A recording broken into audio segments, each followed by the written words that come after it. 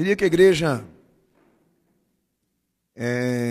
fixasse o versículo 21, porque existem ali duas expressões, melhor dizendo, três expressões, que Paulo utiliza como implicância de obediência, como também restauração, que é a santidade, a inculpabilidade e a vida irrepreensível. Que são três expressões que, na verdade, pastor, eu vou trabalhar com vocês aqui.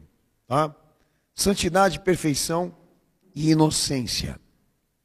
Três virtudes que estão sendo mencionadas pelo apóstolo, e a confusão vem aqui.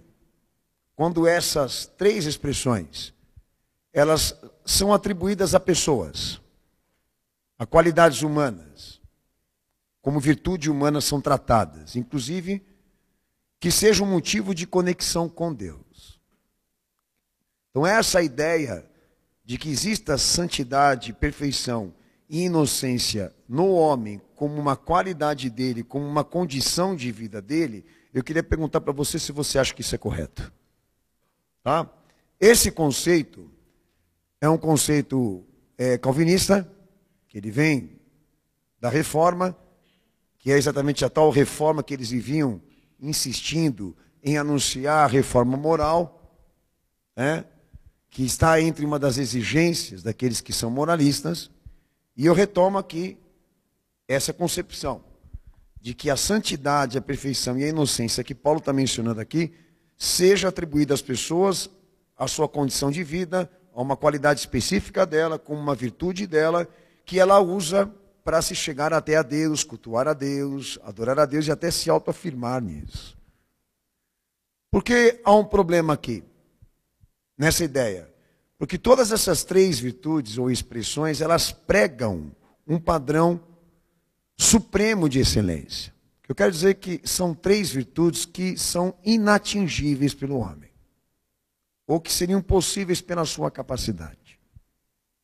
Que relevância tem isso para mim, pastor? Muito, e você vai saber qual. Tá? Porque eu venho sempre desafiando todos vocês. Diferenciem religião de evangelho. Separem religião do evangelho, porque o sistema não é o mesmo.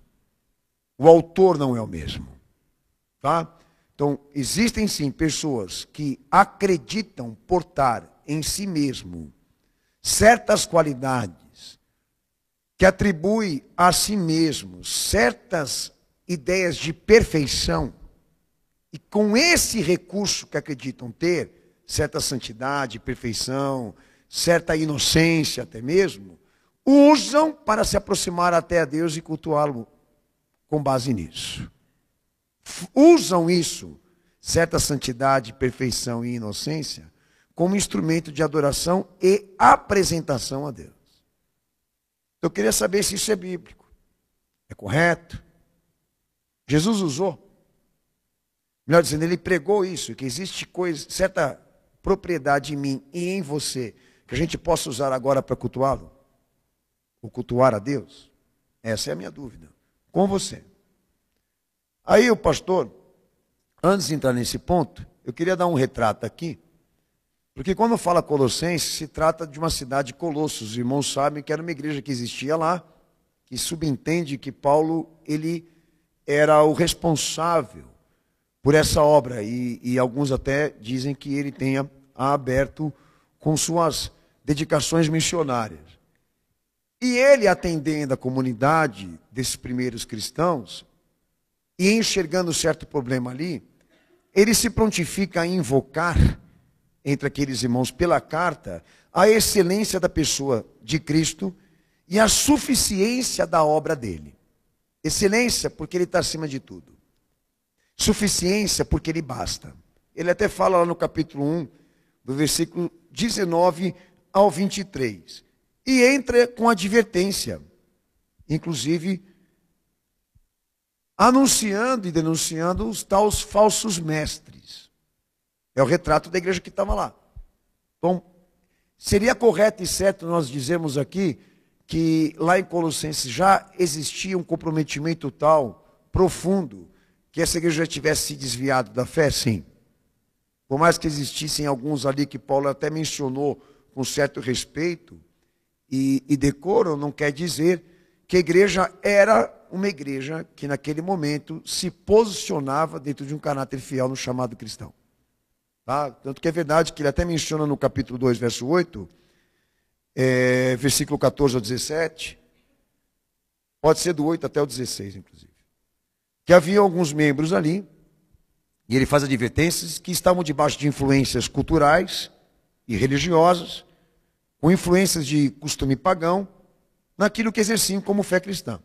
Formas de vida e costume cultural que incluíam também sujeição à lei mosaica, que é a tal da religião de Moisés. Quando a gente fala da religião de Moisés, a gente fala de coisas que foram acrescentadas por homens nos mandamentos e nas leis que não foram reveladas por Deus. Isso existe no Antigo Testamento, tá? Tanto que Jesus, quando ele cumpriu a lei e o mandamento, ele revelou o que é de Deus e o que é do homem. O que é de Deus definiu que no Evangelho nós vamos cumprir também. O que é tradição, o que é conteúdo do homem, ele isentou a igreja de cumprir. Então há muitos adicionamentos na lei, ali e nos mandamentos, que Israel peregrinou, obediência, e não é meu propósito aqui trabalhar isso com vocês. Existe uma escritura da escritura, tá? Que a gente fala até nos protocolos da Nova Ordem Mundial, chamam da tal religião de Moisés. Ela estava lá, na igreja, sendo trabalhada entre aqueles que se diziam cristãos.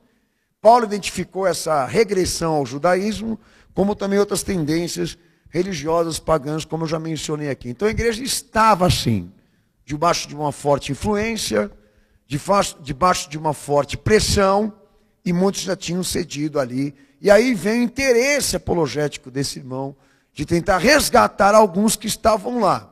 Grande parte dessas igrejas que estão mencionadas aí no livro sagrado, elas desapareceram. Elas sumiram. Não subsistiram.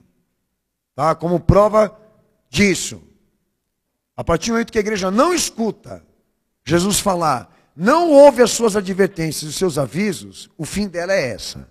É o desaparecimento, é o fracasso, é o abandono, é o fechamento. Tá? É como está acontecendo hoje. Se repete o mesmo processo.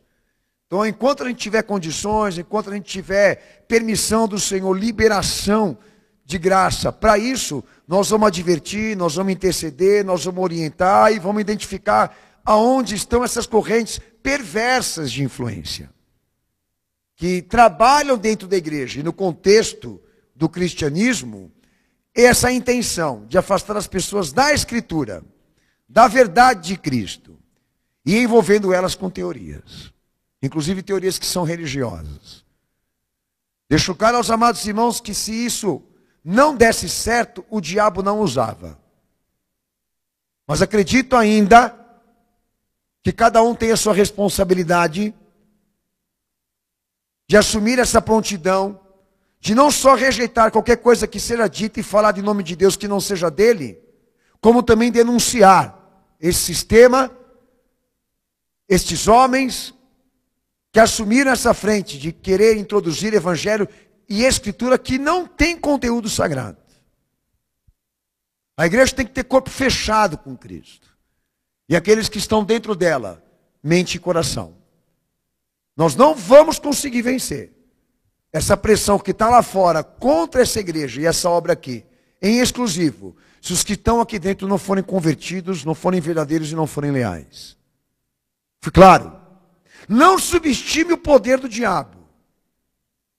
Porque ele tem instituições, ele tem ao seu serviço discípulos, ele tem ao seu serviço muito dinheiro, inclusive poder e influência nesse mundo, para conseguir os seus ditames, alcançar os seus propósitos que diz respeito à igreja. E até o momento vem dando tudo certo para ele. Ele só não vence o evangelho do nosso Senhor.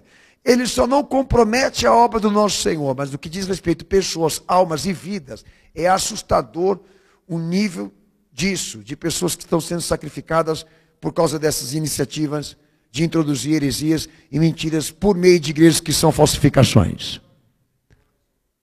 esteja com o teu olhar atento a isso. Nós não trabalhamos em vão. Nenhum trabalho nosso aqui é em vão quando o Senhor manda. Aí é um segundo ponto do que o pastor estou falando, que nesse interesse de Paulo realmente tratar a igreja dentro dessa complexidade de desvio, de afastamento de fé e escritura por causa dessas forças humanas e institucionais, ele frisa, porque aprove Deus que nele residisse toda a plenitude, Cristo.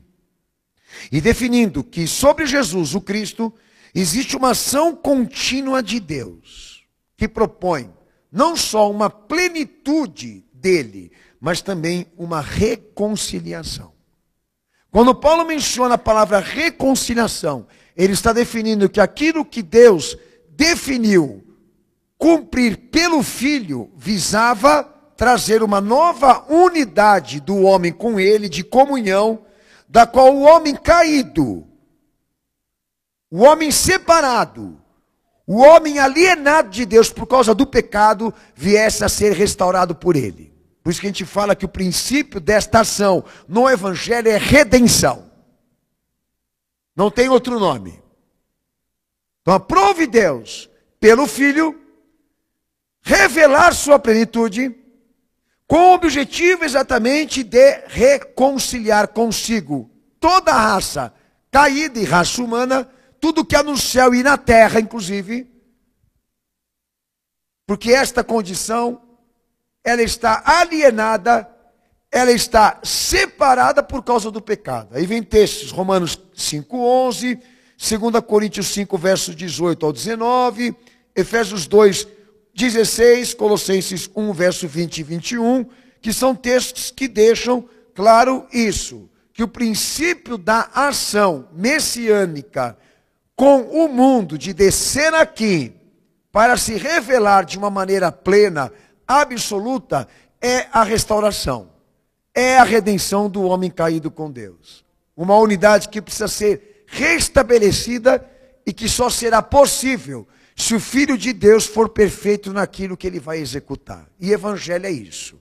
É a porta que se abriu, é a permissão de Deus para que os homens realmente tenham essa chamada, é o Filho debaixo de uma competência para com o Pai, de executar esse plano debaixo de uma perfeição e perfeição messiânica, executando este plano dentro de uma consumação, apresentando ao Pai para ser aprovado, ele recebe glorificação, e assume ser a cabeça representativa de toda a raça humana no que diz respeito à redenção ou vida redentiva.